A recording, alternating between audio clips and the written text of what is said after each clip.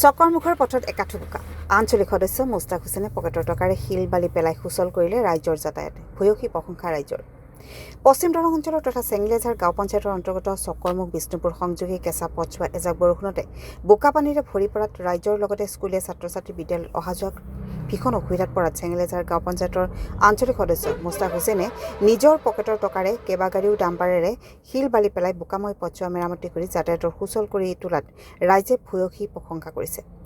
এগৰাকী ৰাজ্যৰ প্ৰকৃত সেৱক হিচাপে নিজৰ পৰিচয় কৰ্মৰে দাঙি ধৰাত সকলোৱে শলাগ লৈছে। উল্লেখ্য যে উল্লেখিত পথছোৱা তদানীন্তন বিধায়ক ডক্টৰ পৰমানন্দ ৰাজবংশীৰ তৎপৰতাত লোক নিৰ্মাণ বিভাগে নিৰ্মাণ কৰাৰ বাবে সকলোখিনি কাম কাজ কৰি থোৱা আছে যদিও এতিয়ালৈ পথছোৱা বিভাগে নকৰাত ৰাইজ অসুবিধাত পৰিছে। চিক বাজাৰৰ পৰা ইন্দাদুল হকৰ ৰিপৰ্ট AIN লাইভ।